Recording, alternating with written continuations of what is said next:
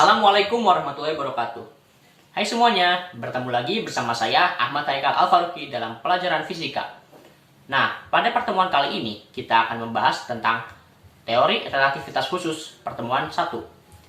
Tapi sebelum kita masuk ke materi, alangkah baiknya kita berdoa terlebih dahulu. Berdoa dipersilahkan. Berdoa dicukupkan. Nah, Bapak telah mengirim link absensi pada grup kelas. Silahkan kalian isi link absensinya. Dan apabila ada yang sakit dan izin, mohon berkabar ke Bapak ya.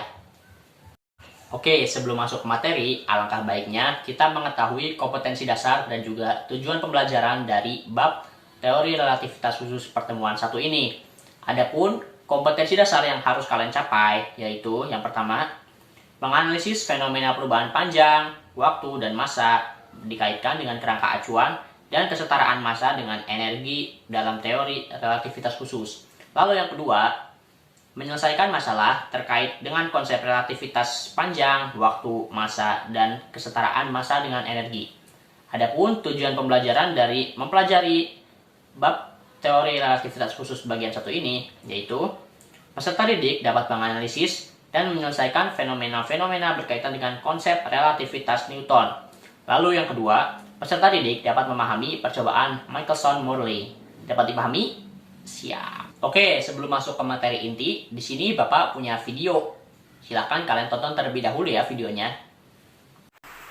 Apakah orang di dalam mobil ini bergerak?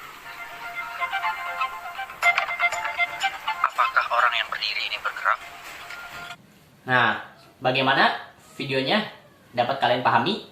Oke, untuk menjawab hal tersebut, Bapak mau kalian buat 4 kelompok. Nanti kalian diskusikan isi tentang video itu. Lalu setelah kalian diskusikan, nanti Bapak akan meminta 2 kelompok untuk memaparkan hasil diskusinya terkait video yang telah ditonton tersebut. Dapat dipahami? Oke, kalau dapat dipahami silakan buat kelompoknya. Bebas. A few moments later. Oke, karena sekarang tanggal ganjil, maka Bapak ingin memanggil kelompok 2 dan 4 untuk memaparkan hasil diskusinya terkait video tersebut. Silakan kelompok 2 dan 4 perwakilannya boleh maju ke depan untuk memaparkan hasil diskusinya. Pak, iya Pak. Kalau menurut saya orang yang berdiri itu diem, terus orang yang lagi naik mobil itu gerak, Pak. Bapak, kalau menurut saya orang yang berdiri diem, terus orang yang di mobil juga diem, soalnya kan yang bergerak mobilnya. Oke, terima kasih kepada kelompok 2 dan 4 yang telah berani memaparkan hasil diskusinya terkait video yang di awal tadi. Oke, untuk menjawab pertanyaan kalian terkait video yang telah ditonton tadi, Bapak akan memberikan materi tentang relativitas Newton, transformasi Galileo, dan juga percobaan Michelson-Morley. Nanti kalian akan bisa menjawab pertanyaan di video yang telah kalian saksikan tersebut. Oke, silakan simak materi dari Bapak ya.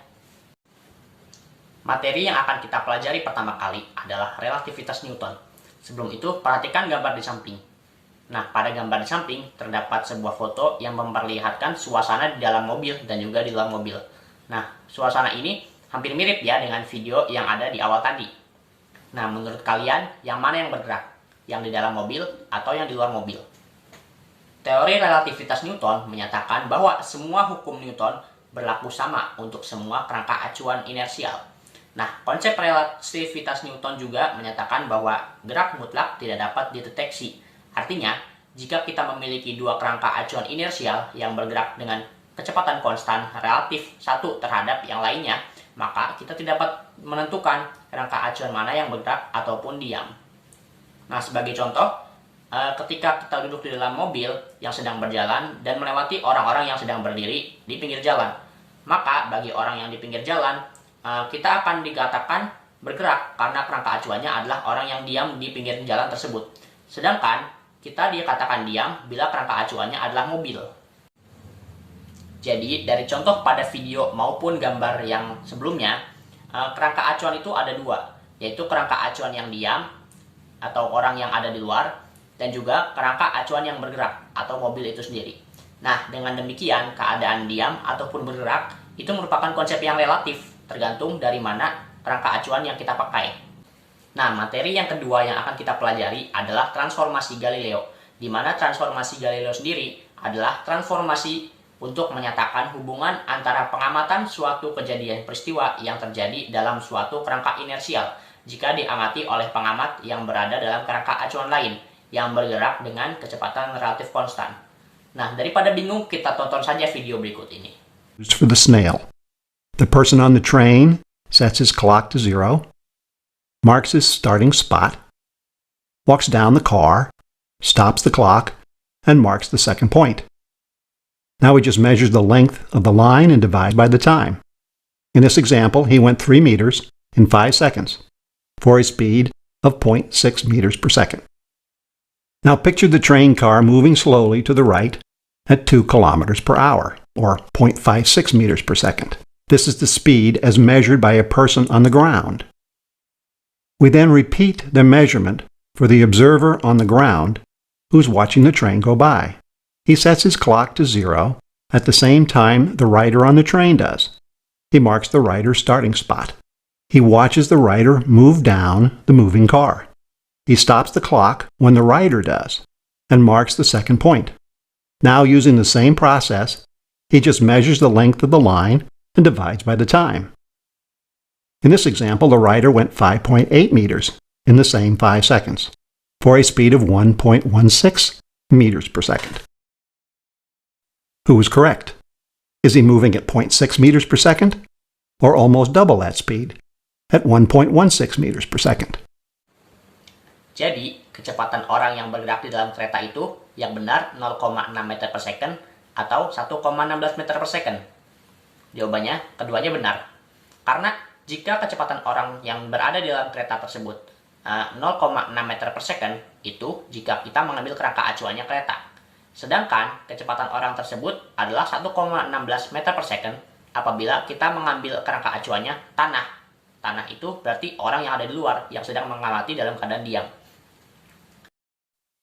In the old system, before Galileo, you could argue that the observer on the ground was correct. But in the actual world of equal reference frames, both are correct. In fact, we could have done it from the point of view of the train instead of the person on the ground. In that case, it is the person on the ground that is moving at 0.56 meters per second to the left, instead of the train moving to the right. With this in mind, to be completely accurate, the statement needs to be worded as, the person on the train is moving at 0.6 meters per second with respect to the train. And the person on the train is moving at 1.16 meters per second with respect to the ground. You can see that we are simply adding the speed of the train to the speed of the person with respect to the train. This is the Galilean transformation between two reference frames moving at constant speed with respect to each other. These are called inertial frames because they are not experiencing any acceleration. In this model, time flows at the same rate in all inertial reference frames, and all motion is relative. Jadi simpelnya, transformasi Galileo ini digunakan untuk menyatakan hubungan suatu kerangka acuan yang bergerak dengan kecepatan konstan jika diamati oleh kerangka acuan yang diam. Nah, di sini ada persamaan transformasi Galileo, ada persamaan posisi dan juga persamaan kecepatan. Nah, untuk yang aksen-aksen itu punyanya kerangka acuan inersial yang bergerak dalam kecepatan konstan. Sedangkan yang tidak ada aksennya itu punyanya kerangka acuan yang diam. Nah, kerangka acuan yang bergerak dalam keadaan konstan itu kan dari contoh video yang tadi ya, itu orang yang bergerak di dalam kereta. Sedangkan kerangka acuan yang diamnya adalah orang yang mengamati di luar kereta. Nah, langsung saja kita perhatikan gambar di sampingnya, di mana T aksen sama dengan T, waktu yang ditempuhnya sama-sama 5 detik. Lalu yang berbeda itu hanya perubahan posisi di sumbu X, karena ini adalah kerangka acuan inersial. Jadi yang berubah hanya posisi di sumbu X. Nah, menurut orang yang ada di dalam kereta, dia hanya berpindah dalam sumbu X itu hanya 3 meter. Sedangkan menurut orang yang di luar itu 5,8 meter. Nah, 3 meter ini dapat dicari menggunakan persamaan posisi X sama dengan X min Vt. Nah, mungkin itu saja yang berubah, karena ini adalah kerangka acuan inersial. Jadi tidak ada perubahan posisi di sumbu Y maupun sumbu Z. Untuk persamaan kecepatannya juga sama, yang berubah hanya kecepatan di sumbu X-nya saja, di mana Vx aksen sama dengan Vx min V. Vx aksen sendiri adalah kecepatan yang dialami oleh orang tersebut, sedangkan Vx-nya adalah kecepatan yang diamati oleh orang yang ada di luar, yaitu 1,16 meter ya, kalau dari contoh yang tadi, dikurangin V. V-nya itu adalah kecepatan keretanya. Jadi, Vx aksen atau kecepatan yang dialami oleh orang tersebut adalah 0,6 meter per second. Oke, di sini ada contoh soal, di mana contoh soalnya yaitu seorang penumpang kereta yang sedang berjalan dengan kecepatan 20 meter per second melintasi seorang pria yang sedang berdiri di peron stasiun pada T aksen sama dengan T sama dengan 0. Nah, 10 detik setelah kereta tersebut melewatinya, pria di peron melihat seekor burung yang terbang dengan arah yang sama ke sepanjang lintasan kereta yang telah pergi sejauh 400 meter. Nah, seperti apakah koordinat burung tersebut jika dipandang dari sisi penumpang kereta? Nah, langsung saja, ini jawabannya. Oke, pertama kita tentukan dulu kerangka acuannya, di mana kerangka acuan X atau kerangka inersial yang diamnya itu adalah si pengamat dari dalam kereta atau penumpang dari dalam kereta. Lalu, kerangka acuan inersial yang bergeraknya yaitu si burung tersebut. Jadi, untuk nilai X, Y, Z, dan T-nya itu kita masukkan koordinat dari si penumpang kereta tersebut, yaitu 400 meter, 0, 0, dan 10 second. Lalu, kita kan yang mau dicari ini adalah koordinat burung tersebut dipandang dari sisi penumpang kereta. Nah, yang kita cari adalah X aksen, di mana perubahan sumbu X dari si burung tersebut terhadap penumpang kereta. Jadi, kita masukkan nilainya X aksen sama dengan X dikurangin Vt. X-nya yaitu 400 meter, karena tadi si burung tersebut terbang dengan arah yang sama sepanjang lintasan kereta sejauh 400 meter. Lalu kita masukkan nilai V-nya 20 meter per second, yaitu kecepatan keretanya, dan juga T-nya 10 second. Nah, kita peroleh 400 dikurangi 200 sama dengan 200 meter untuk nilai X aksennya. Lalu yang dicari adalah koordinat burung tersebut. Kita tinggal masukkan saja X aksen, Y aksen, Z aksen, dan T aksen sama dengan 200 meter, 0, 0, dan 10 second. Bagaimana? Dapat dipahami? Apa ada yang ingin ditanyakan? Materi yang selanjutnya yaitu percobaan Michelson-Morley. Nah, percobaan ini dilandasi pada tahun 1888. Seorang ilmuwan bernama Hertz berhasil membuktikan hipotesis Maxwell bahwa cahaya itu termasuk gelombang. Nah, gelombang sendiri adalah bentuk rambatan energi melalui medium. Nah, pada waktu itu belum dikenal istilah gelombang elektromagnetik. Nah, kan kalau gelombang bunyi itu merambat melalui udara. Nah, bagaimana dengan gelombang cahaya? Merambatnya melalui apa? Kan yang kita tahu sendiri, cahaya dapat merambat dari luar angkasa menuju bumi. Itu kan ruang hampa, tidak ada udara. Jadi, apa medium rambatan cahaya? Nah, pada saat itu para ilmuwan menyimpulkan bahwa medium rambatan cahaya yaitu ether. Ether sendiri adalah medium yang dapat berada di mana saja ketika ada cahaya seperti ruang hampa maupun benda transparan. Nah, percobaan Michelson-Morley ini dilakukan untuk mencari tahu keberadaan ether. Apakah ether itu benar-benar ada atau tidak? Nah, daripada bingung, kita langsung saja simak video percobaan Michelson-Morley. Percobaan Michelson-Morley ini menggunakan alat namanya interferometer optik, makanya kadang disebut juga interferometer Michelson dan Morley. Skemanya seperti ini. Ini cermin 1, cermin 2, kemudian kaca setengah cermin. Jadi bisa untuk memantulkan atau meneruskan berkas cahaya. Kemudian ada daerah pengamatan. Kemudian dimisalkan karena ether ada di alam semesta di mana-mana, dimisalkan ether itu bergerak ke arah kanan seperti ini. Kemudian bekas sinar cahaya itu difokuskan, ditujukan ya kepada kaca setengah cermin. Ini ada sinar datang nih. Sinar datang arahnya ke sini. Karena dia kaca setengah cermin, berkas sinarnya itu bisa diteruskan. Ini walaupun jadi hijau bukan dalam artian berubah jadi hijau ya. Saya hanya ingin menjelaskan bahwa ada yang diteruskan. Ketika mencapai ke cermin, tentu dipantulkan kembali. Ini sebenarnya dipantulkan kembalinya ke arah yang sama ke sini ya. Tapi ini hanya untuk memperlihatkan lah. Jadi dia kembali lagi, balik lagi ke sini. Kemudian dipantulkan ke si pengamat. Oke, Itu pergerakan yang pertama. Tadi, ketika sinar datang, ada yang diteruskan, dan ada pula yang dipantulkan nantinya. Pantulkan. Ketika sudah mencapai cermin yang kedua, nanti dipantulkan lagi cermin tersebut. Kemudian diteruskan ke daerah pengamatan. Jadi seperti itu. Sinar datang, ada yang diteruskan, ada yang dipantulkan.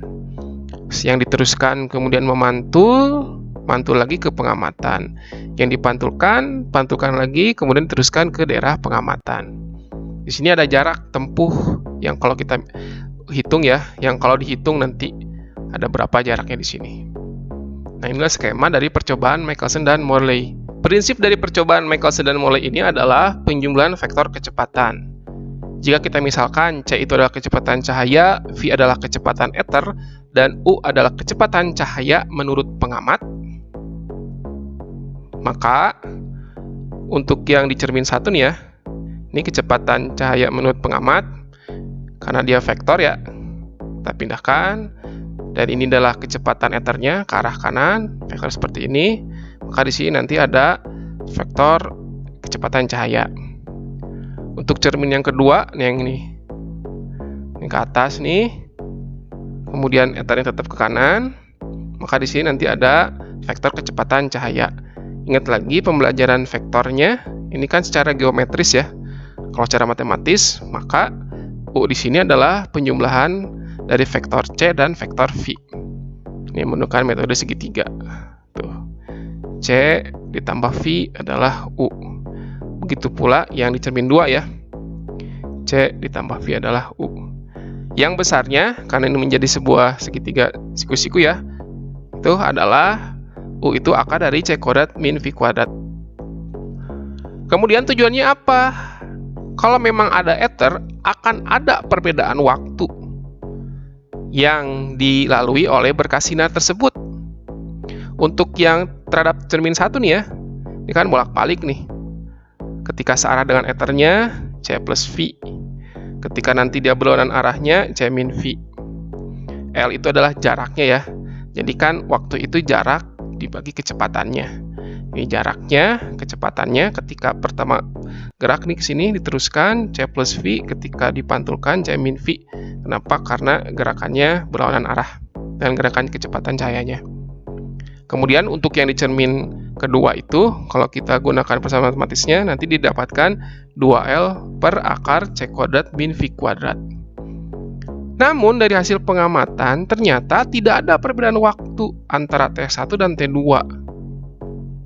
Kesimpulannya bahwa hipotesis ether gugur, maka tidak ada ether. Yang kedua, artinya kecepatan cahaya adalah besaran mutlak, tidak bergantung kerangka acuan inersial. Seperti yang kita ketahui sekarang, bahwa cahaya adalah gelombang elektromagnetik, dia tidak perlu medium perambatan. Oke, itu dia video percobaan Michelson-Morley. Bagaimana penjelasannya? Sangat mudah dipahami kan? Jadi kesimpulan dari percobaan Michelson-Morley itu bahwa ether itu tidak ada. Jadi cahaya itu merupakan sebuah gelombang elektromagnetik yang mempunyai kecepatan mutlak. Artinya kecepatan cahaya itu tidak relatif bergantung pada kerangka acuan inersial, melainkan kecepatan cahaya itu mutlak. Oke, mungkin itu saja materi yang dapat Bapak sampaikan. Sekarang Bapak ingin menunjuk satu orang untuk menyampaikan pendapatnya mengenai video yang di awal tadi. Kan tadi belum ada yang benar ya jawabannya terkait apakah orang yang di luar itu diam ataupun orang yang di dalam mobil itu bergerak. Nah, Bapak mau minta Sueb dong. Coba Sueb, silakan maju ke depan, berikan pendapatmu tentang video tersebut. Iya Pak, izin menjawab Pak. Untuk orang yang berada dalam mobil itu bergerak Pak, jika kita mengambil kerangka acuannya adalah orang yang diam di pinggir jalan. Sedangkan orang yang berada dalam mobil itu diam jika kita mengambil kerangka acuannya mobilnya itu Pak. Jadi semuanya bergantung pada kerangka acuan yang kita ambil Pak. Mungkin seperti itu Pak jawabannya Pak, kalau dari saya Pak. Bagaimana Pak? Ya, terima kasih kepada Sueb, jawabannya benar. Bagus sekali, berarti tandanya kalian sudah berhasil dalam pembelajaran fisika kali ini ya, karena bisa menjawab berbagai pertanyaan dan juga permasalahan yang Bapak ajukan. Nah, mungkin itu saja yang dapat Bapak sampaikan. Di sini ada tugas, mohon dikerjakan dan jangan lupa untuk mengumpulkannya via grup WhatsApp ya. Jadi kesimpulannya pada hari ini kita telah mempelajari teori relativitas khusus pertemuan 1, di mana yang kita bahas yaitu teori relativitas Newton, transformasi Galileo, dan juga percobaan Michelson-Morley. Sudah dipaparkan juga ya tadi materi-materinya, dan juga ada tugasnya juga, jangan lupa dikerjakan. Kurang dan lebihnya mohon maaf. Tadi kita buka dengan doa, maka sekarang kita tutup juga dengan doa. Berdoa dipersilakan. Berdoa dicukupkan. Semoga apa yang kita dapatkan hari ini bermanfaat. Kurang dan lebihnya Bapak mohon maaf. Wabillahi taufiq wal hidayah. Wassalamualaikum warahmatullahi wabarakatuh. Sampai jumpa di pertemuan selanjutnya. Tetap semangat dalam belajar.